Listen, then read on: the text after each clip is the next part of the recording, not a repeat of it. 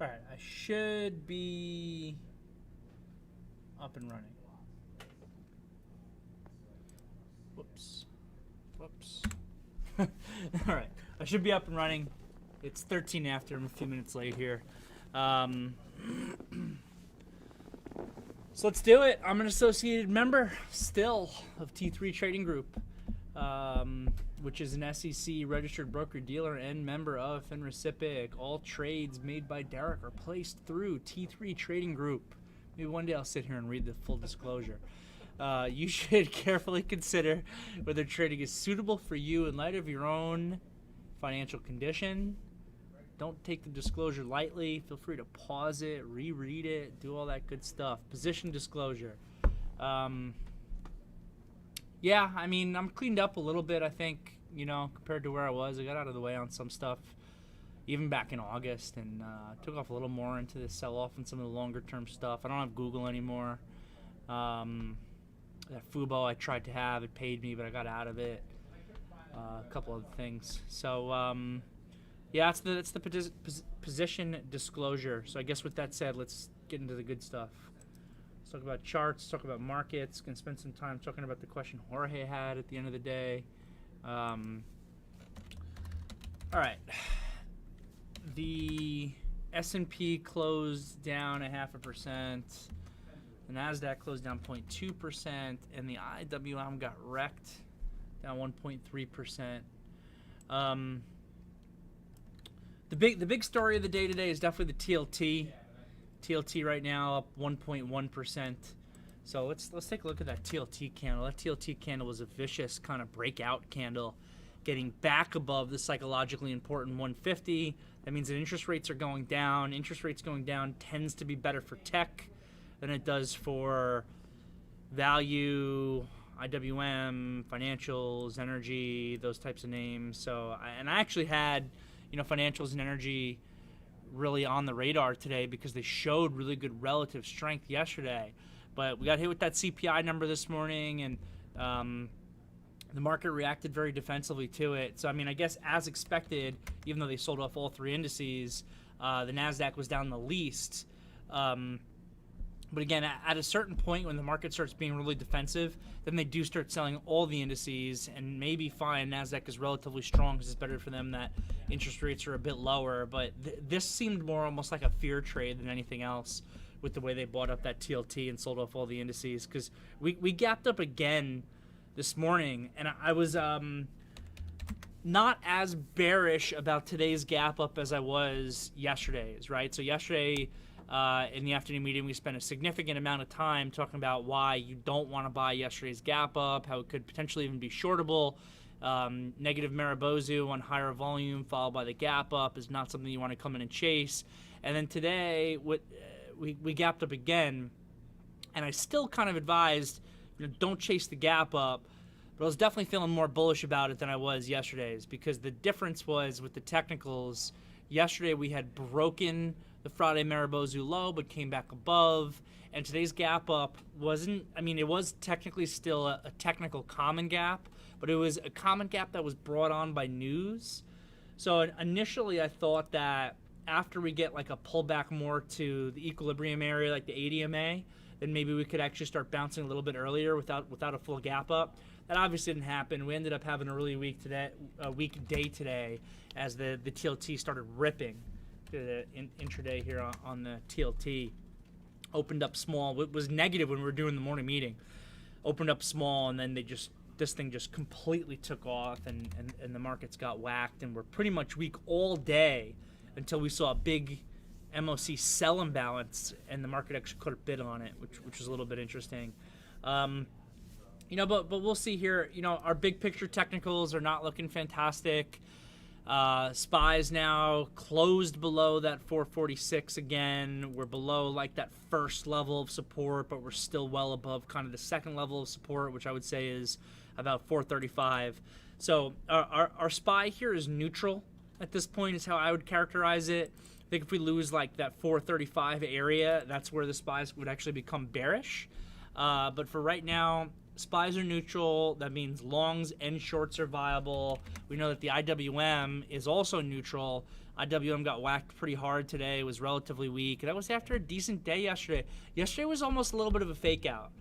The relative strength in the IWM, the XLE, the XLF had me a little bit excited for some potential continuation in those sectors pre-market this morning. And then with the rip in the TLT off the CPI number, that honestly just all went out the window. So that was really disappointing. We still have a neutral IWM as far as I'm concerned. So we got a neutral S&P, we got a neutral IWM. What about the NASDAQ? NASDAQ is still managing to barely close above 375. So the NASDAQ, I would say, is like penalty box bullish, right? It's still bullish. It's still holding above 375, which is that first level I'm looking at. But it also is in the penalty box because of that negative Maribozu from Friday last week. So basically, our market is telling us right now that we have a bit of a potential two-way market. I think this exercise is so important, and I do it twice a day, right? I do it in every morning and every afternoon meeting, where we review the big picture of the S&P, the NASDAQ, and the Russell. And based on that big picture, it's just going to tell you how you should be positioning. You know, if you're in a market that's bullish across the board, it's going to be easier to make money to the long side than the short side.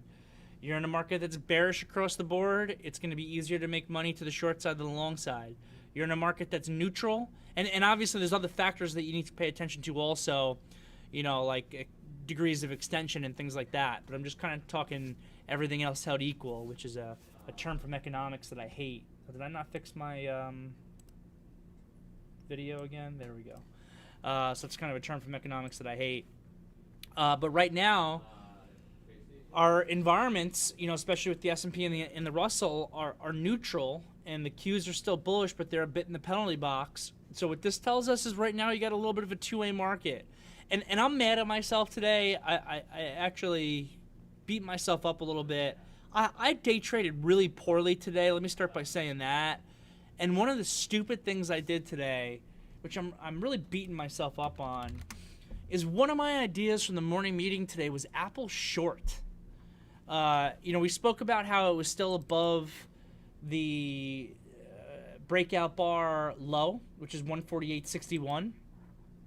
And we also spoke about how big negative candle on the Epic news inside day yesterday. This is setting us up for a downside momentum trade, because if the inside day breaks, then we're most likely losing the breakout bar and we're getting downside continuation.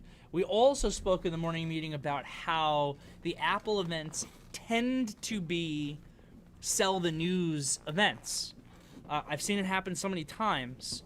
It almost always seems like it's that way. And sometimes they buy it up into the event. So the event started at 1 o'clock today. Sometimes they'll buy up Apple into the event and then they sell it off as soon as the event happens.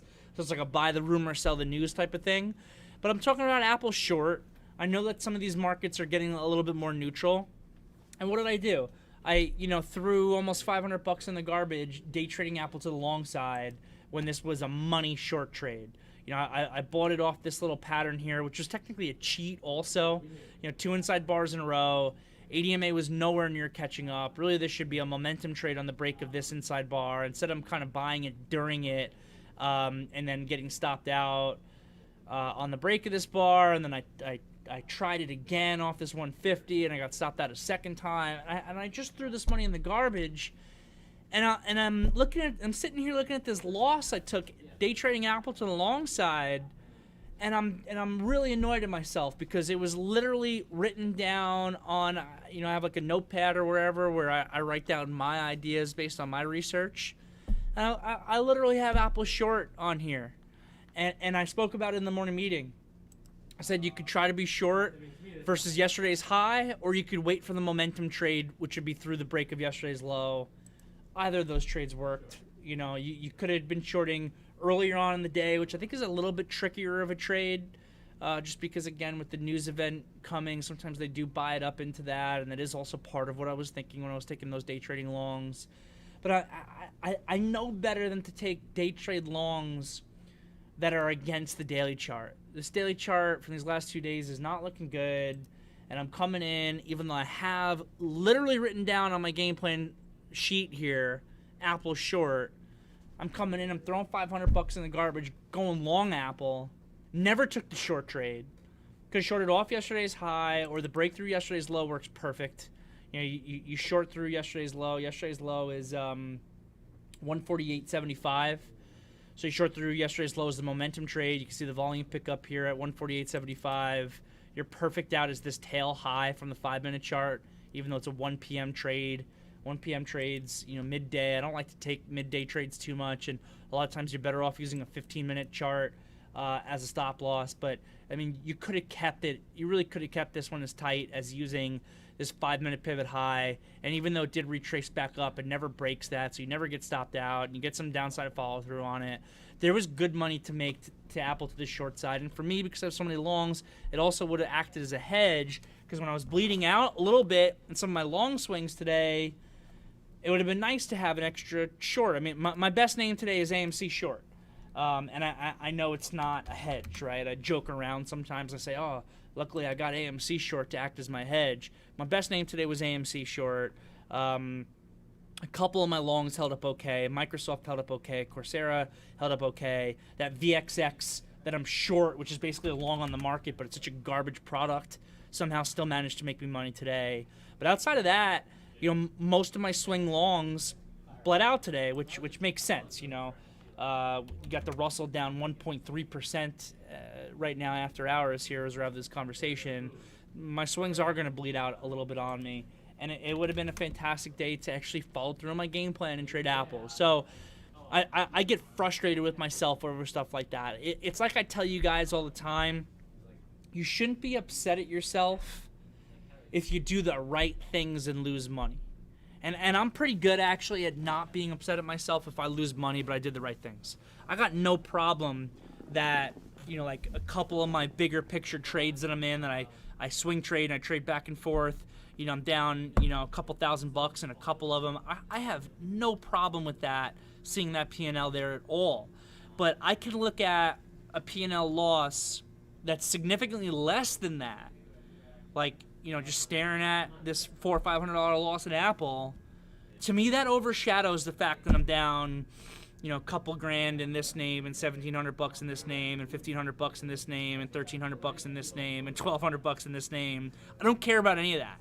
What I care about is I did a couple stupid things trading today, that I didn't follow my game plan on stuff, that I lost money when I did the right research to make myself money. That's the stuff that I lose sleep about. That's the stuff that I beat myself up about. I really do. I can be really hard on myself. For people who know me well, they definitely know that. And I was really, really pissed at myself on the desk at one point this afternoon today. Just looking at a couple silly mistakes I made where, you know, again, it's one thing to do the right things and lose money. It's something else to basically take money out of your pocket and just toss it in the trash can. And that, I feel like, is what I did today. So beating myself up on that a little bit, which is good. I should beat myself up on it a little bit, because hopefully that'll teach me to not repeat the mistake. So I think that's all I had to talk about today from a market perspective. Jorge, who is one of our newer professional traders, I think you've only been with us for a few months, had some questions that he brought up before the market even closed in the VTF that I'll kind of go over a little bit. You know, basically he was talking about, you know, being a newer trader, struggling a bit in the beginning. You know, what are the right things to do? So let's talk about this pretty broadly. So I guess there's a whole handful of points that I need to try to make about this.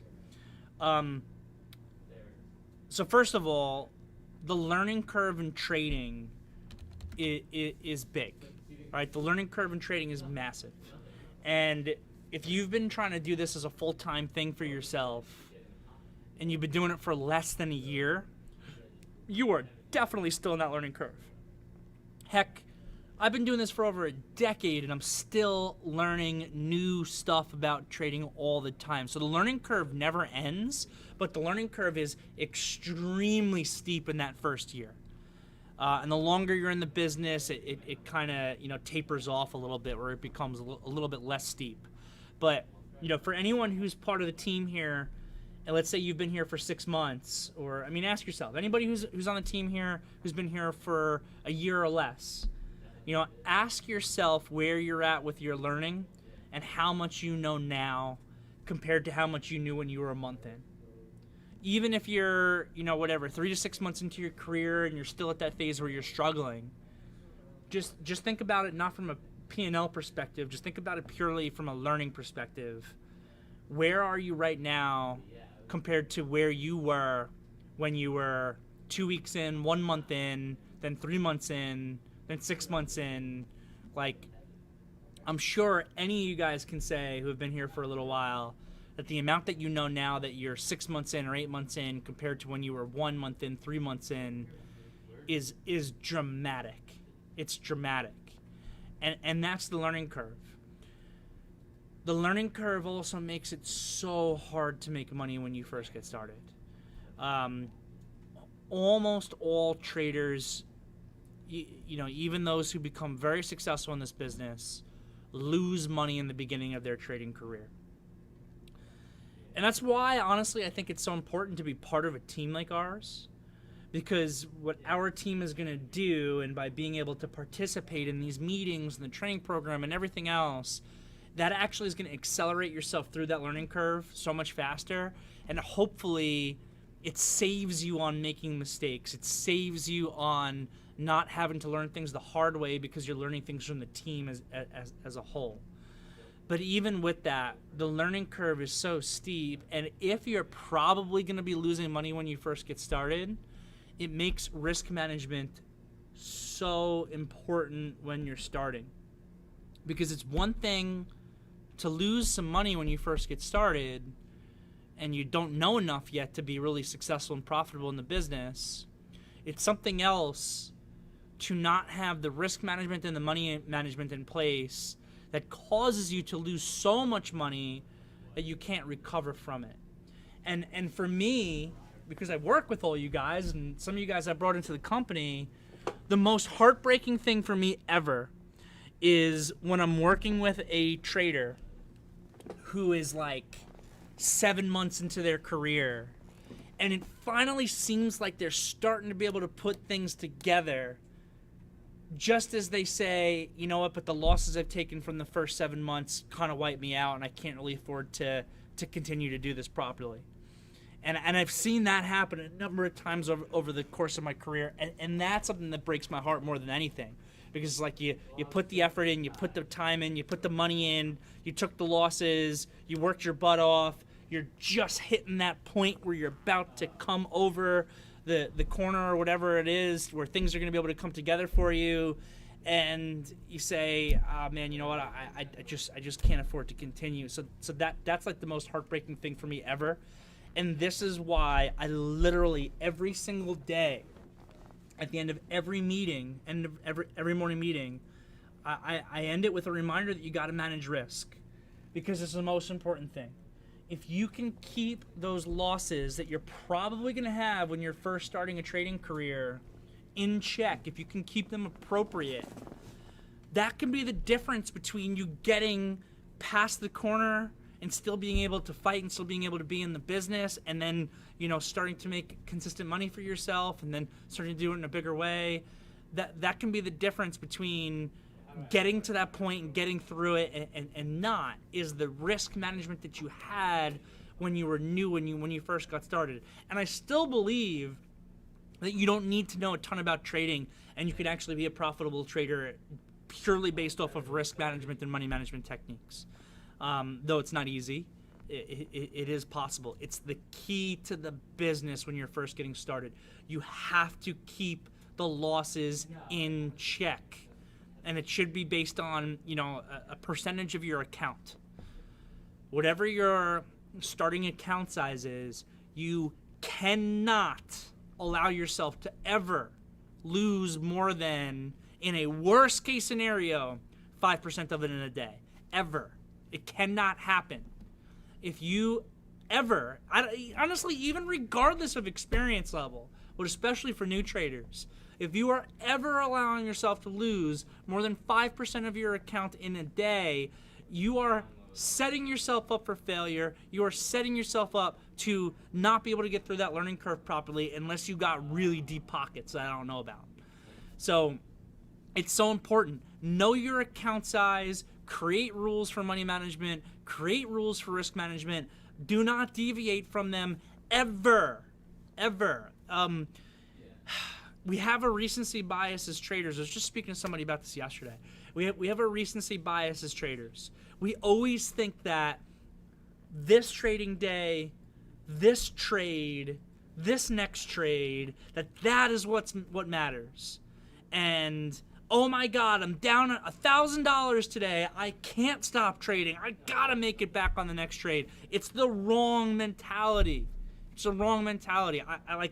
I don't know what else I can do except scream at this. And I love people who reach out to me and ask for ridiculous risk settings on their downside, because all you're doing is setting yourself up for failure on that. You gotta keep the risk numbers on the downside tight, especially when you're getting started, you're going through the learning curve and you don't even know your left foot from your right foot yet. That's how you keep yourself in the game to get through the learning curve to actually be able to become successful.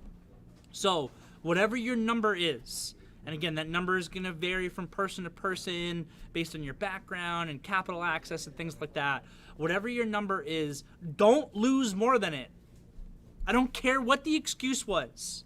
If your number is $500, there is never an excuse to lose $502.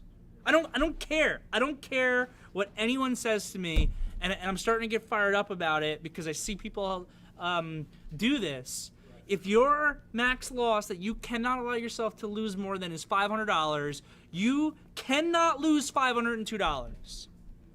You're setting yourself up for failure, and I don't care what the next trade is.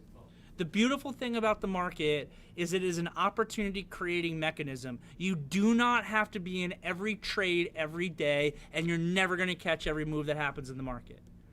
And the market's going to be here tomorrow, and it's going to be here the day after that, and it's always going to be creating new opportunities. If you are down $499 and $500 is your max loss, I don't care if you're telling me you're trying to risk $10 of the next trade. Don't press the dang button. Don't do it. You're setting yourself up for failure. That's the number one reason. It's the number one reason why people fail in this business is they allow their losses to be bigger than they should be. At the end of the day, trading is as simple and as difficult as making more money than you lose. At the end of the day, it's just a numbers game. And this is why I tell people all the time, because I used to spend countless hours doing this. Take time when the market's not around. I used to love doing it after sparring on Fridays. So market would close. We don't do an afternoon meeting on Friday. For years and years and years, I take the train out to Long Island, especially, I'd be back when I was fighting professionally or in between training camps or whatever. I'm still doing it. I'm still sparring people. Actually, I had a little black eye. It's just about gone now from last Friday. I go out there. I do my sparring. I can't tell you how typical it was for me to then get to my parents' house, which is usually where I'll stay when I'm out on Long Island. It's where I grew up. To get back to my parents' house, go on the computer that's there, open up an Excel spreadsheet, grab myself a beer, and sit there and play with numbers. And when you sit there and you play with numbers, you're going to see exactly what I'm talking about. At the end of the day, this is very specifically a money management game. It's a numbers game. It's about putting yourself in the position, very simply, to make more money than you lose. And doing it every single day and doing it consistently over the long run. When you go and you guys do your monthly trading reviews, which is something that I hope everyone does, you go back at the end of every month and they review their entire month's worth of trading, and you review your account, I can almost promise, because I've seen it with my own trading month over month over month for years, and I've seen it with other traders for years, it's the outlier days that make and break the entire month. It's the couple of trading sessions. If you never are allowed to lose more than $500, it's the 2 trading sessions in the entire month where you lost $1,000, $2,000, $2,500 when you're never supposed to lose more than 500. That literally ruin the entire month. On the flip side, it's also true. If you have a month where the risk management was clean across the board, it's the couple of days that you posted up some real juicy P&L where some trades worked out perfectly for you, where you made $2,000, $3,000, $4,000. That is what makes the entire month. I never let myself lose more than $500, and bam, look at this! I crushed it today. I made a few $1,000. Yeah, that is what is gonna make your entire month, and everything else in the middle is gravy. I lost $300 today. I made $500 tomorrow. I hit my limit down the day after that. I lost $500. I made $200 a day after that. All that washes out to gravy. And then it's the couple of days where you're actually able to make real money for yourself that actually makes it all kind of come together for you. Do that review, and then when I see traders, and I've spoken to so many professional traders over the years, almost always if they're not encountering success, it's because the loss is on the downside. And I know the person who asked me the question, before we did the meeting today, I took a look at your account before we got started, and I can tell it's the exact same thing for you. You have allowed yourself to take losses that are bigger than they're supposed to be. And then the other side of it also affects some people, though usually to a lesser degree. I will sometimes, and this is also psychological, this is a problem that occurs with some people a little bit to a lesser degree than the risk management problem, but is something that occurs. Sometimes I will speak to people who actually have really good risk management discipline, but they don't ever let their winners run. So they never have the outlier up day. As soon as they see that they're up some money, they start exiting out of their positions. So what I'll end up seeing from that guy is he will occasionally throw in those maximum down days where he loses his $500 or whatever his maximum number is supposed to be. But on the up days, every time he's up $200, he's closing out all of his positions and he's being done. That trader also doesn't make money. That trader has a different problem. They have good risk management skills, but they are afraid to give back money once they start making it, so they exit their positions too early. That's where you got to implement your reward maximization techniques, the trailing techniques, things like that we're constantly talking about. Because if you exit every position as soon as it starts moving in your favor, you're never going to have that trade that pays you 4, 5, 10x what you were actually risking in the trade. So that's it. And again, sure, there's a big learning curve in this business, but it can all be broken down to those things. You're a new trader, you're working yourself through the learning curve. So just to recap, you're a new trader, you're working yourself through the learning curve. You gotta have the risk management in place. That can literally be the difference between you making it or not making it through the learning curve to actually become successful in the business. And that risk management has to stay with you for the rest of your career. Even when you become successful or whatever, you start putting it together, you can't get too loose with it.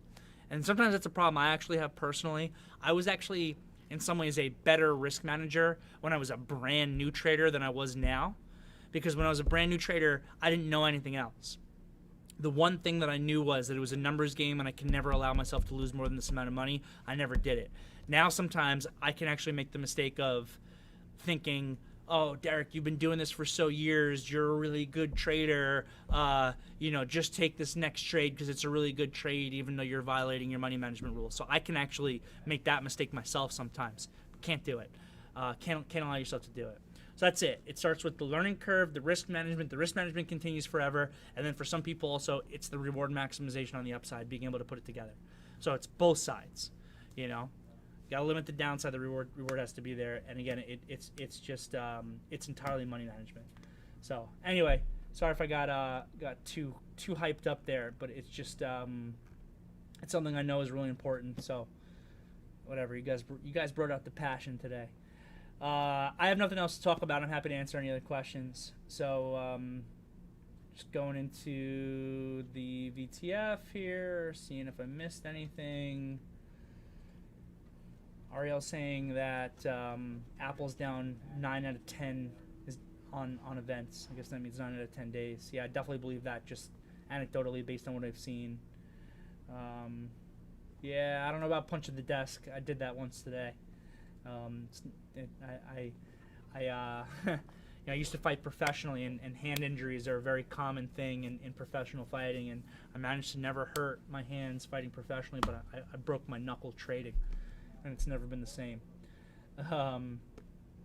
Robert saying, I've been here since March. I've improved more from the VTF than from the last 2 years from all other, air quotes, mentors. I love to hear it, Robert. I appreciate the compliment. I know a lot of that compliment goes to Pat also. So shout out to Pat. Great part of the team here. Let's see. From Stefan with the jokes. I love it. Jerry here. Do you adjust your game plan for reward maximization at all when the market is changing, taking profit and being less greedy when risk is covered, like fuel cell being a killer today? If possible, the answer to that is yes and no at the same time. I don't really adjust my game plans for reward maximization based on the market.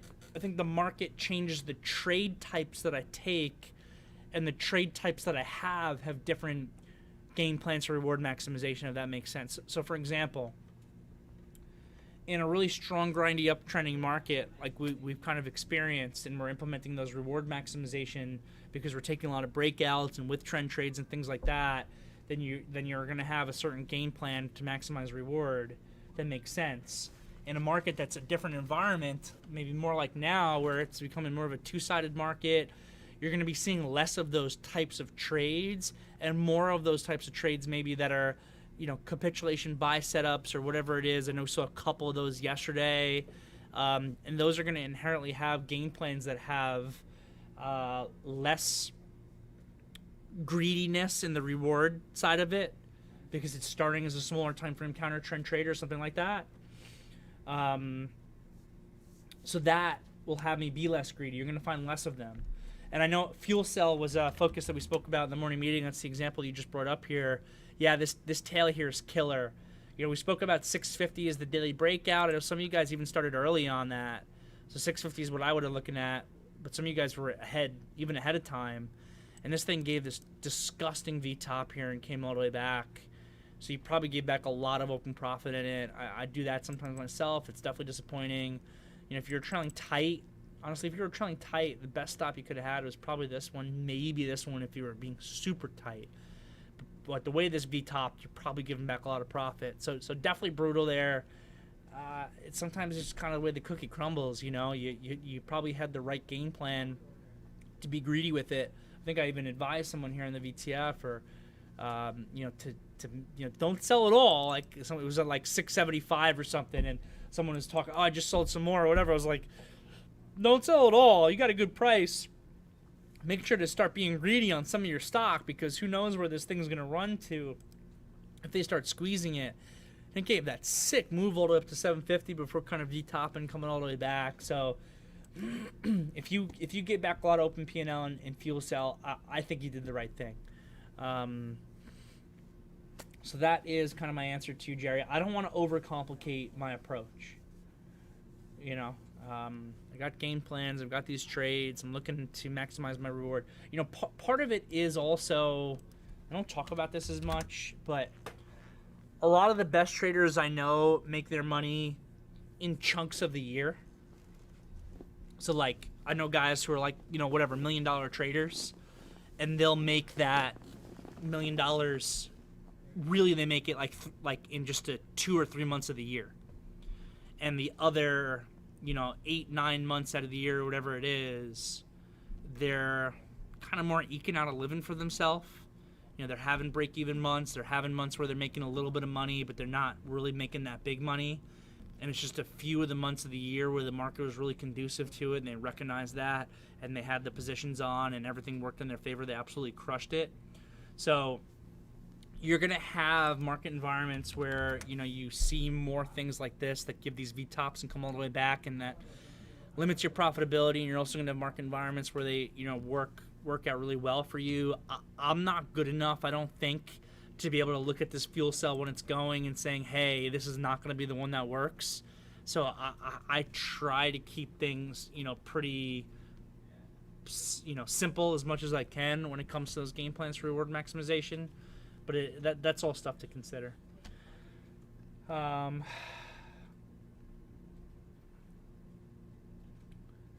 saying he needed the pep talk. That's great. My issue is lack of putting in the work. Got to put in the work when you're new. Yeah, I'm the opposite, actually. I have found that I've been trading worse since I've been back at the office, and I'm much more stressed here. I can't wait to be back out of this office, actually, and trading from somewhere else, trading from Idaho or wherever else. It's just, for me, emotionally, psychologically, being out of Manhattan, being out of the office, not doing the crazy, death-defying city bike ride every day, that actually makes me trade better. Here, I just, I'm ready to, constantly kill someone when I'm on the streets, at any given point in time. I'm just ready for, somebody to do something stupid. I'm all over the place today, man. I'm a little hyped up today. At the martial arts school over the weekend, we were doing a lot of knife defense drills, and I have this Citizen app on my iPhone. I don't know if anybody else uses that, but it tells you all the crime that's occurring in real time. And for whatever reason, in my neighborhood, I feel like I've seen more knife things popping up recently than I ever remember pre-pandemic. There's been a lot of stabbings that have been popping up in my neighborhood, which is generally a pretty good neighborhood. I'm in the East Village. Yeah, I mean, whatever. Alphabet City can get a little hectic. St. Mark's can get a little hectic at night, but been seeing these knifings, and man, I'm here I'm in the city, I'm so strung tight compared to when I was out west, and I'm just I'm ready for this knifer to pull the knife on me so I can practice my knife defense technique that I just was working on all weekend with fake knives so I can kill this person. I don't actually want any of that to happen. But it's almost how I feel sometimes. So I can't wait to not be in an office and to have my emotional support horses in the backyard again, because I was trading so much better out there, I feel than I actually was here. But no excuses, right? We got to do the right things consistently over time, and it doesn't matter where you are. That's what I should tell myself. And I do think when you get through the learning curve in this business that it becomes 75% psychological and 25% actually mechanical when it comes to your trading. So keep working at it, Kosh. Ernest here from YouTube. Thanking me for the education. No problem. Happy to help. If you have a moment, would you talk on taking capitulation counter trend trades? I've attempted to make more trades during pullbacks, but usually without much success. I don't have a great example today. Ernest, I'm not sure if you watched yesterday's afternoon meeting, but I think I went over some from yesterday, and I think it's on YouTube if you missed it. I think I talked about the root trade yesterday, long back through 6, and snap, was it? Yeah, snap here. So the thing about the capitulation trade is it's really a very selective trade, okay? It's actually not a trade that you see a whole ton of. And one of the worst things that you can do is try to buy orderly sell-offs. Like when the market is just in that steady downtrend, that steady kind of grind lower, and the sell-off just feels very algorithmic and orderly. Trying to come in and buy those is so hard. So when you're taking the capitulation trade, it's really not a trade that you necessarily see every day or that you kind of see constantly appearing in front of you. It's a trade that you actually need to be very selective on because you need to have several factors all come together in order for it to be a good trade. Those factors are extension and volume, and the candlestick that creates the trade. And ideally, a bigger picture chart or bigger picture trend that's in the favor of the direction that you're trying to buy in. So for example, snap, right? I like the direction the company's going in. I loved the last earnings report that they had. I love the growth that the company's doing. I love how, yesterday it was really bearish, but overall this thing's been a pretty bullish chart, bullish consolidation. It's been holding the $70 support. $70 we know is a really key level. So I have multiple things here on the big picture. I know $70 is a really big key level. Now the small picture, what do I get? This is where I really want to see my execution time frame is really where I want to see those things that I'm talking about. And we sometimes do see this on daily charts also, the large extension in a market that sold off, when we're in like a correction type market, a market that's down 10 to 20%, we'll see this on daily charts. What are we off in the S&P right now in the NASDAQ? Like 2.5% off highs. Like, as bearish as this market has kind of felt the last couple of days, we are nowhere even near a market correction yet where you might start seeing stuff like that on a big picture. But small picture, we are seeing it. So like, you want to see volume maximize on or about the low. You ideally want the low candle that you're buying off of to be a hammer. The snap candle here is actually not what I would classify as a hammer. The body is a little bit too big, the tail is a little bit too small, but to make up for that, we have the big 70 daily level, right? That it's having support into. So the candle here on snap is not ideal, but given the 70 level being that important, it's close. Volume doesn't maximize on the bottom candle, which would also be ideal. The volume actually maximizes on the candle before it. That actually happens a decent amount also, and it's not terrible. You definitely have the extension on the time frame. So like the area that you're probably buying is somewhere in this thing between 70 and $70.25. So I want to make sure that the space between my entry price and my stop loss, which is the low, is going to be at least 1-to-1 with the space between my entry price and the ADMA on that time frame.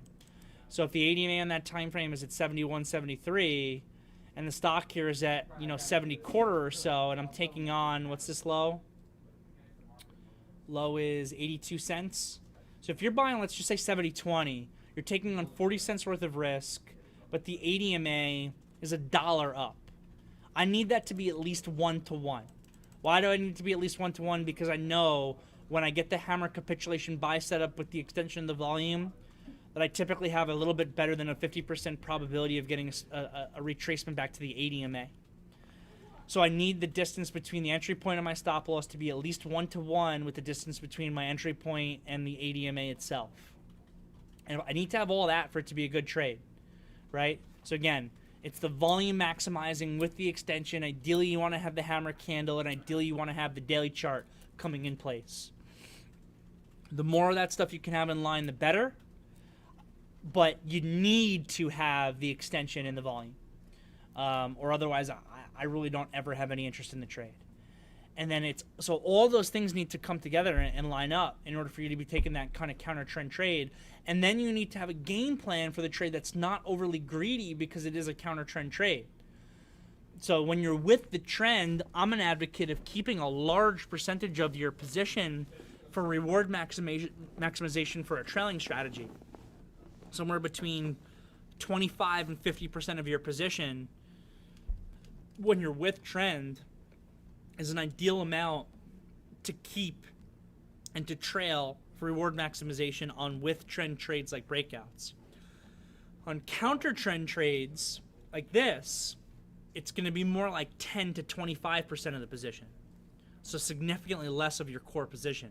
You still want to sell enough to get the risk covered. You want to sell probably more at the ADMA. You want to sell more at the 21 EMA, and then keeping much less because trends tend to continue. So once you get this snapback, it is very likely that this low is eventually going to break after the snapback. So you want to make sure that you've booked enough money where you're going to be making money on this if it gives you the retracement and then fails. And then you're keeping a much smaller percentage of your position, 10 to 25%, just in case this retracement higher does become a reversal, especially if you got the bigger picture on your side. So I hope that helps. Ernest, if you become part of the team here, my candlestick class goes into this in great detail, and you'll be able to check that out. Next here from CC64YT. Thanks for sharing your bad moments. I'm happy to do that. So many people just talk about their wins. Yeah, for me to have the impression that I'm the only idiot losing money. You're not the only idiot losing money. Sometimes I'm the idiot losing money. And look, guys, I'm actually a big believer in this. If you're ever hearing anyone who talks about, you know, that trading is only ever been sunshine and rainbows for them, and they've never had a trading slump in their career, they've never made mistakes in their career, they've never done the wrong thing, they've never made a bad trade, that person is lying to you, and you should run the other way. You know, the T3 team here has been trying to get me more involved in social media, YouTube, stuff like that. They're trying to create like a TikTok for me. Like I'm doing some TikToks, which I'm still feeling a little uncertain about. I don't know about TikTok for me. YouTube is better because it's a little longer format, so I can, you know, provide you guys more real information. But like in the pursuit of them trying to do some of this TikTok stuff for me, I've downloaded TikTok, and I've been following along with like the trader world and TikTok. Oh my God, the amount of garbage in there makes me want to like jump out a window. It's all these videos of like, these are the 5 stocks that are going to make me rich by the end of 2021, and then like lists off 5 stocks with a chart.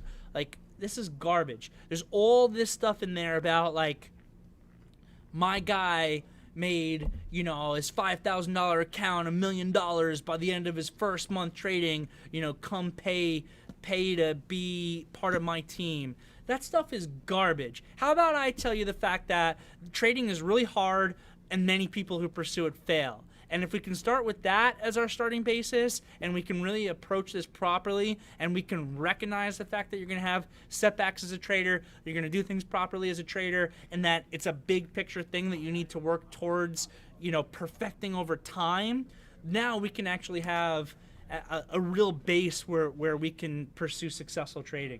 So I appreciate the comment out there. You are definitely not the only trader idiot. Put me in the club. Awesome, Ben. I appreciate the compliment. D-nut as a core position. Is that a question for me? I don't know. I struggled. I said this from the IPO, and I said right on the IPO day, I was like, I struggled to believe in Krispy Kreme as a company, and then it had a killer first day, and it's kind of been a garbage stock since then. I don't really have an opinion on this one. $17 is a key level that it needs to get back above. Next here from GQ. Not sure if you ever discussed this. Have you ever blown up an account? Sorry if that's too personal. I hit a really big trading slump where I lost a good bit of money and had to put more money into my account. So I don't know if this counts as blowing up or not, because I had taken money out. I'd taken, you know, profits out over time. And then when I hit my first trader slump in late 2012, I did have to put more money into my account, but I don't know if you want to count that versus the amount that I had taken out in profits previously or not. That might depend on the answer. So I don't really know like what the perfect answer is to your question. I can definitely tell you I've taken my share of losses. I've had my share of trading slumps in my career. And, you know, we can talk about the right thing to do when you're in those situations in order to potentially come back from it. So, yeah, I mean, look, drawdowns happen all the time. I've taken drawdowns, you know, even for sure over the course of the last year. I'm off my P&L highs right now as we're having this meeting. I'm not doing badly, but I'm off my highs. Next here, looks like from Steve. Microsoft was stronger today relative to Apple. Yeah, Brant had a great call out in Microsoft today that I felt like we had good communication on. The daily chart looks fairly bullish to me, and it's been consolidating for a while. I'm curious, what would you consider to be a breakout signal for Microsoft? Yeah, love Microsoft as a stock, love it as a company. Chart's been in a bullish consolidation. It did break down a little bit. The intraday today on this Microsoft was looking really bullish compared to other things in the NASDAQ. And I know Brant was actually talking about, let me actually go back to Microsoft real quick, was talking about a buy around here, I think, about through this candle, I think around like, you know, 299 quarter or something, off of this bullish pattern as the ADMA caught up, and then this nice candle came in, and that was about 10 a.m. And about 10 a.m. you could see that Microsoft had relative strength to the NASDAQ. I know you're mentioning Apple, but it also had relative strength to the NASDAQ, and I was looking for this candle to come in here on the gap fill. So I was actually communicating to Brant because he was looking at Microsoft. I was like, Brant, I especially like your idea because it looks to me like the NASDAQ's trying to pivot on the gap fill where maybe we see a bounce here. And I know that the bounce in the NASDAQ wasn't great, but it was enough to be able to help this Microsoft, which was already relatively strong, give some sort of upside continuation. So that was just like great communication through the team here, and good communication from Brant originally. And I hope some guys are able to make money in Microsoft today. Yeah, what do I consider like a breakout signal from this? Let's start by getting above 302.14, the high from, I think that's Friday, and that'll really be solidifying in the relative strength for Microsoft. The upside on this is sloppy. I mean, your real breakout resistance is 305, for sure. Microsoft also tends to not be a momentum name. We want to keep that in mind. We want to understand our companies. We've been focusing a lot on momentum names. Microsoft usually isn't one. Microsoft is usually a better kind of dip buying stock than a breakout buying stock. But 305 is where you'll get confirmation that this thing's really starting to break out for sure.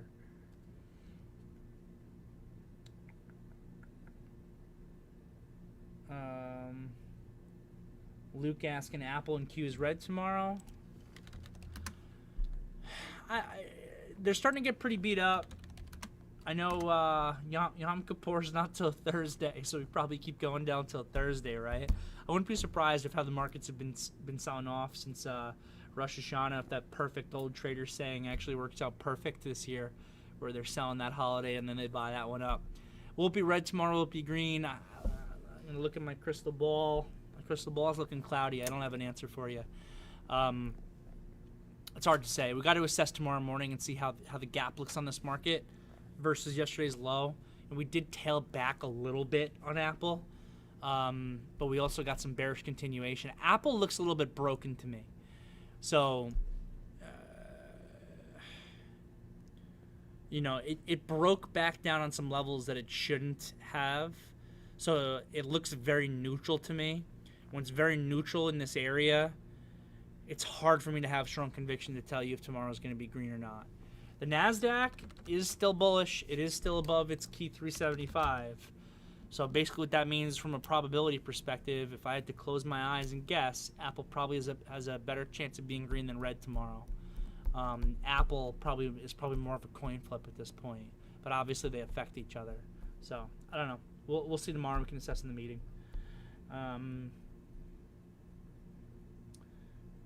Is there any occasion when I trade something for a 1-to-1 risk reward?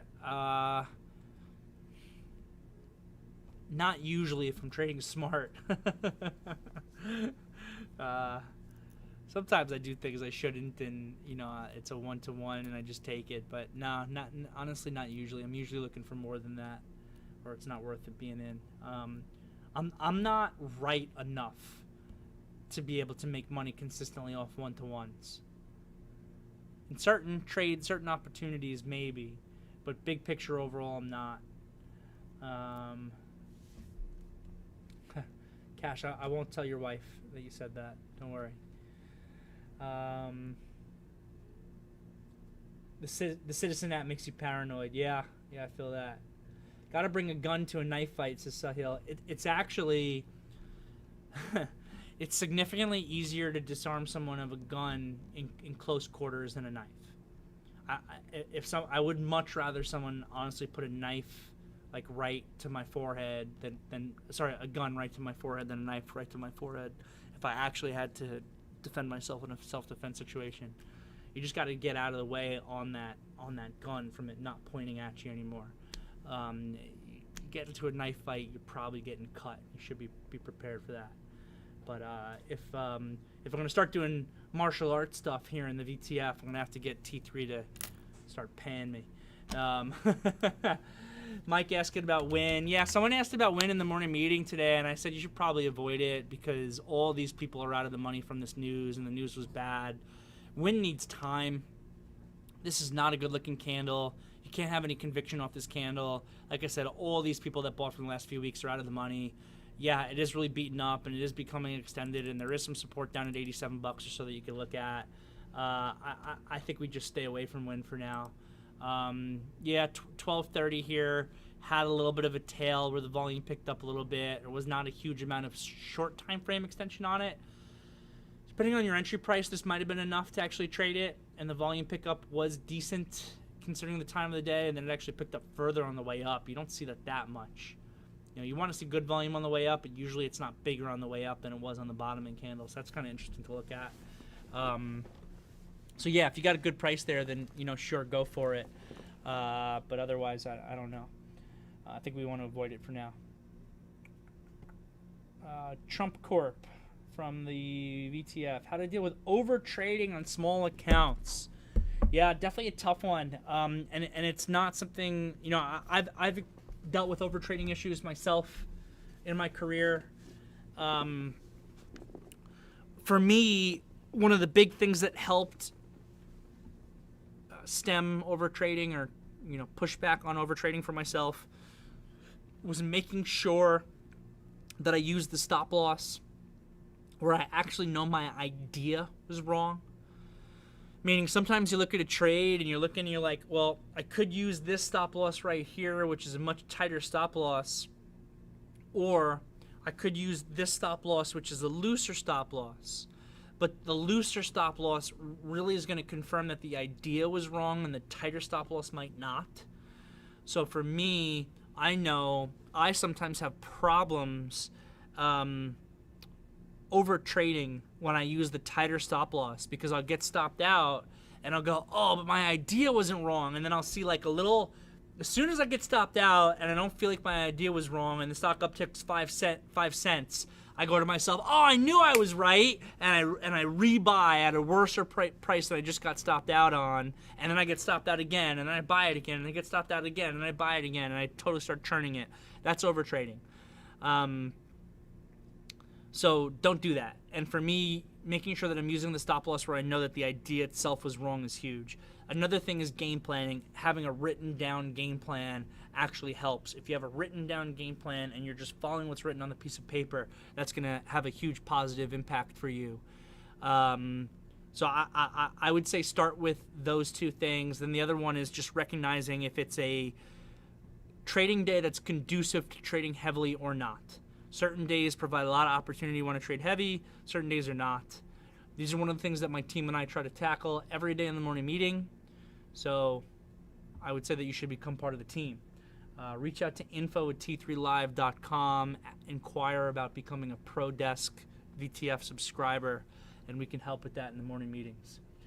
Fabio here, do you use the VWAP, and your thoughts about it? I do not use the VWAP. A lot of the traders on the team do. I don't have anything against the VWAP. I just don't need it for my own trading.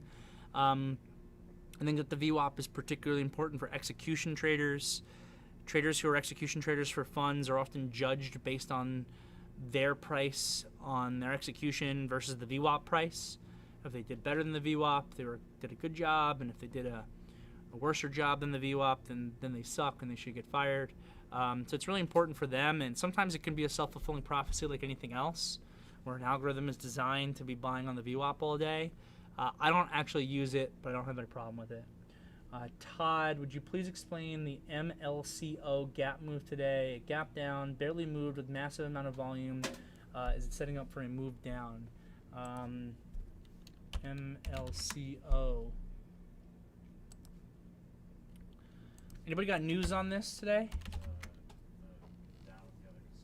Oh, it's on the casinos. Yeah, I don't know this Melco specifically. I'm going to go ahead and assume that they have exposure to Macau in China.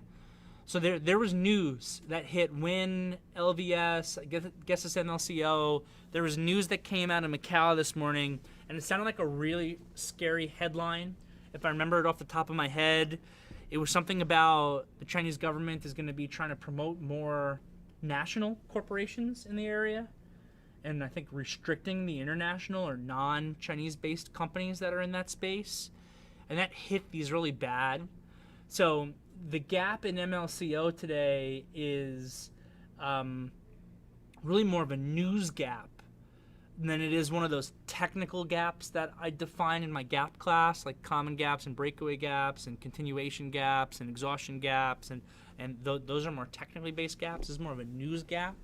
So the thing, but regardless of whatever type of gap it is, the big thing that you want to assess for yourself when you're assessing a gap is, what does this gap do to the market participants who are already in the market? That's why when someone asked me about Win in the morning meeting today, I looked at this Win gapping down to $95, and I was like, oh my God, like, all these people from these like 15 trading days are all out of the money because this gap down. They're going to be inclined to puke their stock. Let's stay away from this today. It's just gapping down too big, and it ended up being really weak. So if anything, if you look at this MLCO, it actually looked like it performed pretty well compared to Win or LVS. Just to have an actual green candle there and just to get bought up off the lows like that. It's actually decent strength. So I don't know. Based on this candle, news aside, I would actually be more inclined to think that this bounces further than breaking down further. But pay attention to the 1150 low and pay attention to the absolute low, and then the longer it holds down here, the worse it's going to be for the stock because it allows these moving averages to catch up. So see if you can get a further bounce back, maybe to 1250 or so. If you are long, that's probably where I'd be looking to start doing some selling, is on a further bounce back to 1250. But I actually don't think that MLCO is terrible compared to like Vegas or Win. What ticker's going to the moon? Yeah, let's just go to TikTok. I'm too old for TikTok too, man. I'm way too old for it. Yeah, TikTok is mostly amateurs, you're right, which is why maybe it's an opportunity. This is kind of the pitch that they're having for me, is trying to get me involved. Maybe it's an opportunity to actually be one of the first people who's legitimate to get on to that and actually build up a following. So I don't know. It's hard to communicate valuable information in 1 minute, is what I'm learning though. Like the biggest thing I can do in TikTok is try to give like a little mini teaser lesson that lasts for a minute, and then be like, check out my YouTube or check out the ProDesk VTF to actually learn, because you're not going to learn in 1 minute. Yes, that's right, Diego. The market environment changed. That's the number one reason why experienced traders go into slumps, is because the market environment changes and they fail to change with it. No problem, Steve. Take it easy. Microsoft, I think we spoke about already. Yeah, there's just some weird orders kind of going off. I saw my P&L moving hugely. All right, I think I covered everything here, which is good. It's getting a little late. Yeah, Crocs today, man. Crocs is the truth. Crocs looks great on its daily chart. Broke out today on high volume. Definitely looking good.